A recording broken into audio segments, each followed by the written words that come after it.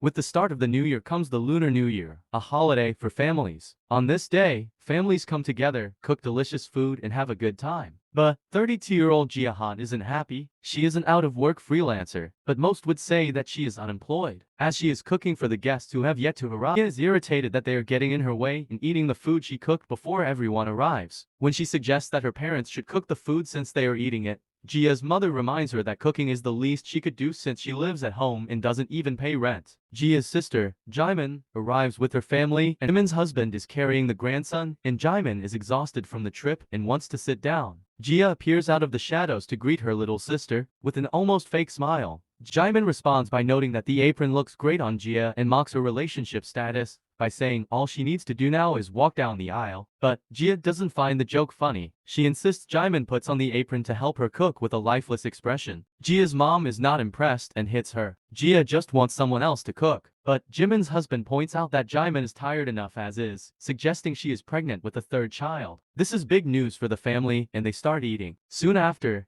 Jia is outside smoking and angry at her sister for her life and suggesting she meet with a guy she knows. Jia's sulking is interrupted by an unknown man who comments on Jia still having a foul mouth. The man reveals that his name is Mincheol Jin and that he used to live next door and wear headphones a lot. Jia initially doesn't remember him, but then realizes that he used to be a scrawny gamer kid. Mincheol didn't think he changed that much though. Mincheol explains he is here because his family wasn't happy with him not eating the Lunar New Year food because they had too many calories. Jia recalls that Mincheol is 32 years old. Just like her, they used to live in the same building and were childhood friends, but not by choice. Mincheol was the shy kid that didn't get along with anyone in class. But Jia doesn't see the point in reminiscing and is wondering how Mincheol changed so much. She concludes that the city life changed him and he is now an assistant manager programmer at a well-known company and seems to live a decent life. Jia compares Mincheol to her life, where she constantly gets scolded at home and is unemployed, and is shocked that Mincheol is doing better than her. She starts to sulk again, but Mincheol interrupts her and asks how she is doing. Jia deflects the question and Mincheol says that he's just been living and while he thinks he's doing great, his parents think otherwise. His parents have been nagging him to get married and even signed up for a dating service with a registration fee of $5,000. Mincheol assumes Jia isn't in the same situation, but she is. Then, Jia suggests that they get married. Mincheol is shocked and Jia explains that since their parents are nagging them to get married, they should just get married to fix the problem. It would be a win-win scenario. To Jia's surprise, Mincheol asks Jia's dad for his blessing and they get married. They go to a tropical location for their honeymoon, and while she is drinking on the first night of her honeymoon, she finally realizes what just happened. She is shocked that she's not in a dream and is in another country married to Mincheol. Jia and Mincheol are now getting ready for bed and Mincheol is searching through his suitcase for something that would make their first night together good. Jia assumes that he is talking about something dirty and gets embarrassed, saying she is not ready. To her surprise, Mincheol hands her earplugs. He says that sometimes he snores and then goes to sleep. When Mincheol starts snoring,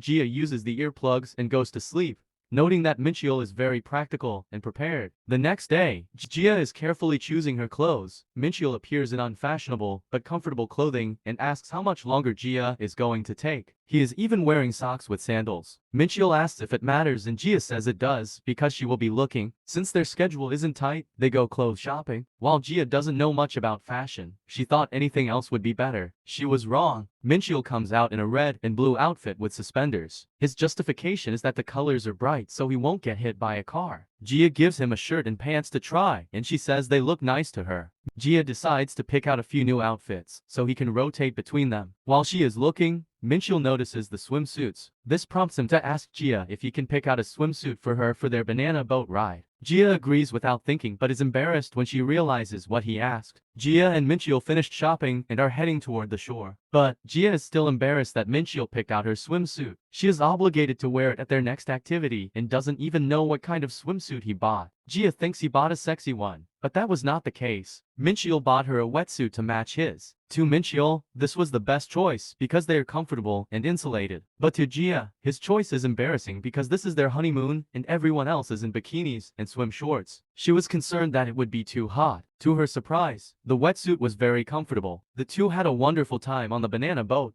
eating and taking pictures. Toward the end of the day, Gia and Mincheol were walking on the beach. Gia wants to do as much as possible because the trip was expensive. But Mincheol is concerned that Gia is tired and points out an injury on her heel. Gia was too caught up in the fun to notice it. Mincheol offers to give Gia a piggyback ride because walking on an injured heel must hurt. Gia is hesitant because of the schedule, but she eventually hops on Mincheol's back. Gia notices how beautiful the sunset is and insists they take a picture. Mincheol doesn't want to, but Gia says that they should live in the moment. Back at the hotel, Gia is still embarrassed about being on Mincheol's broad warm back. This feeling quickly goes away as she sees Mincheol sleeping. She is satisfied with the trip.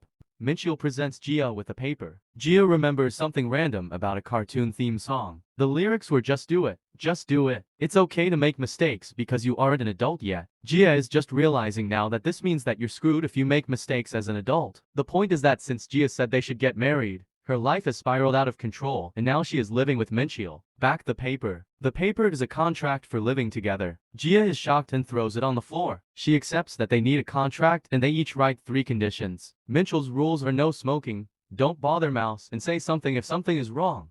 Gia's rules are don't enter a room without knocking, don't force anything, and communicate if something is wrong. Gia is outraged about the no smoking rule. Not even her dad could get her to stop. But Mincheol doesn't like the smell, so he says to smoke in moderation. The next day, Gia is woken to the sound of Mincheol cooking breakfast. Gia is impressed and decides to eat since she's up. But this feeling quickly went away as Mincheol put the ingredients into a blender to make a chicken breast smoothie. Gia thinks it tastes terrible. Gia looks in the fridge for something to eat and it's filled with healthy food. Gia has a newfound gratitude toward her mom's cooking. Seeing Gia like this, Mincheol suggests Gia go out and get breakfast by herself. Gia asks if that's okay and Mincheol says that all he needs is his smoothie. Mincheol leaves and Gia says she's going to get a job soon and that she'll see him at dinner. The moment Mincheol leaves, Gia takes back her words and proudly says she's going to stay unemployed until her bank is empty. Mincheol is walking to work and gets into the car of his colleague, Sang-Yu Choi. Sang-Yu notices that Mincheol is smiling, which he rarely does, and asks if something good happened. Mincheol remembers Gia saying goodbye to him, and he responds by saying it's nice knowing someone is waiting for you at home. Sang-Yu is confused, but Mincheol clarifies that his wife is at home. Sang-Yu is shocked. He thinks Mincheol is messing with him until Mincheol confirms he got married last week. When they get to work, everyone is congratulating Mincheol, and he hands them souvenirs from his honeymoon. But before Sang-Yu can get to work, manager Suyeon So pulls him aside and is angry that Mincheol got married, suggesting she liked him. Sang-Yu responds by saying that it was unexpected because Mincheol didn't seem interested in girls. After work, Sang-Yu and Suyeon follow Mincheol home to check if he's really married. Then, they see Mincheol talking to a girl on the street just to see an angry Gia smoking. Gia is angry because Mincheol didn't call her when he was coming home late because she waited for him to eat dinner. Mincheol assumes Gia didn't want to eat with him because of what happened at breakfast, but Gia insists the problem is that he didn't call her. Mincheol asks if he is allowed to call her because Gia didn't like him calling her in 5th grade when he called to play. Gia said that she had to use the house phone, but is interrupted when he sees 2 people looking at them around the corner. Sang-Yu and Suyeon hide and Mincheol confirms that he is allowed to call Gia. Gia continued to ignore Mincheol throughout middle school. Gia now feels bad about being angry at Mincheol. Before she can apologize, Mincheol sends Gia her favorite food, which is spicy chicken feet. Then, Gia barges into Mincheol's room. Instantly, Mincheol points out how she broke the rule, but Gia says that since there's a problem, they need to talk it out to fix it. Gia and Mincheol sit down to talk. Gia starts by complaining how Mincheol didn't get her beer to accompany her chicken feet. Gia gets to the point and says they haven't had a real conversation before, so she thought it would be good to talk and eat. Gia offers a beer to Mincheol, which he instantly rejects. Gia is concerned, but Mincheol just doesn't want to lose his gains. Instead of beer, Mincheol gets water and he asks what Gia wanted to talk about. Gia didn't have anything planned and is just going to make it up. 2 hours later, Gia fell asleep. Mincheol abruptly wakes her up with an alarm and tells her to go to her room and sleep and that he'll clean up. Gia notes that she is drunk because she drank the alcohol she bought for 2 people. In her drunken state, Gia asks Mincheol if she can see his ear. When Mincheol approaches, Gia takes his glasses and points out how his eyesight is bad.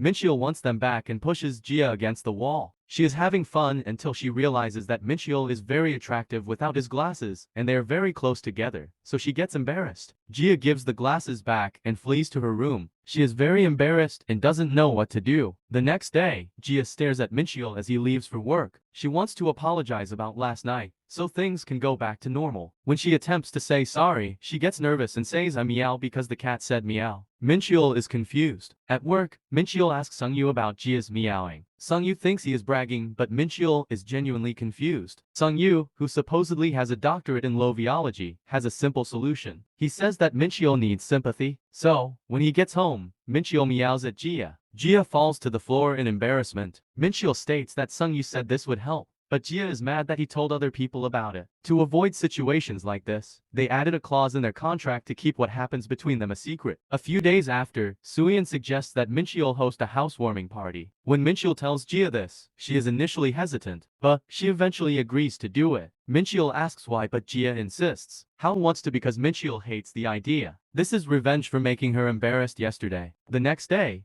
after protesting with Gia about how they don't need to have a party, he leaves for work with a smile. Gia starts preparations and starts to regret it. She doesn't know how to cook well and calls her mother for help. Soon, everyone arrives and Gia whispers to Mincheol that he should be nice to her. Everyone is amazed at the array of food Gia cooked. Mincheol clearly doesn't want to be there and even starts drinking. Sungyu asks Suyeon if she is satisfied in knowing Mincheol is actually married, but she isn't and has something prepared to test them. Sungyu starts by saying they'd like to use this time to get to know Mincheol better. Everyone wrote down something they wanted to know about him. The first request is Suyeon's. It is for them to kiss. Gia wants to hear the first request, but Sungyu is apprehensive and skips to the next question. Gia says that to prevent a headache, they should just pretend to be a happy couple. The next question is when, where, and how did he propose? If they can't answer, they have to drink a whole glass of beer. Gia can't think of a good fake response, but Mincheol says that Gia proposed in a smoking area while he was eating chicken breast. While this is true, Gia decides to not say anything and drink. The next question is when and where was their first kiss? The problem is, they haven't kissed and even fake kissed at their wedding. Gia decides to drink, but to her surprise,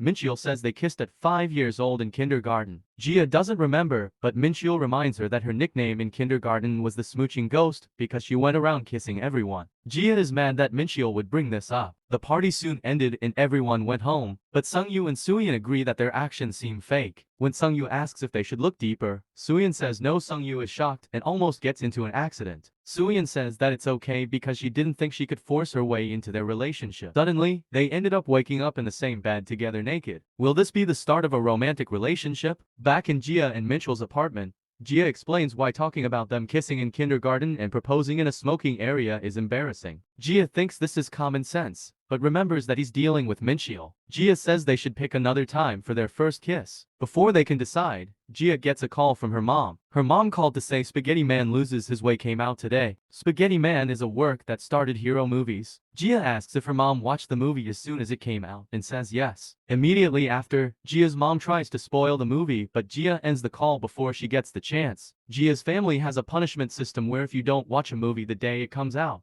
someone who watches it will spoil it for everyone. The competition is fierce for big movies like Spaghetti Man, so Gia decides Mincheol and her need to watch it right now. He says that this feels like a date. Gia is shocked. The movie was very good and they got embarrassed while trying to eat popcorn at the same time. Gia wonders what Mincheol thinks of the movie. Little does she know, Mincheol has been following the Spaghetti Man series for 20-some years. On their way out, Gia is talking about the movie with Mincheol and realizes that this feels like a date. Then, Gia gets pushed from behind and Mincheol catches her in his arms. Due to the sudden nature of the catch, they ended up accidentally kissing. Mincheol puts her down. Gia says that it didn't count because of the 3-second rule and then runs away in embarrassment. Mincheol found Gia in the smoking area and made her air out her clothes. Mincheol then confirms the kiss didn't count because of the 3-second rule. They then decide to go to lunch and Gia can't get the image of the kiss out of her head. Gia feels like she's overreacting, but Mincheol says he needs to get something off his chest and reveals the kiss was actually 5 seconds. Mincheol suggests they make this first kiss, but Gia is mad and runs away because she couldn't look at Mincheol. Gia decided to move in with her sister. Jimin and Jinu are not impressed. Then, the 13,261st Gia Summit started. This included Gia from 6 different ages. She explains the situation and thinks that what Mincheol said was rude. Gia asks if she can stay at a friend's place, but that is not possible. Gia's plan works because Jimin owes her for bringing them together,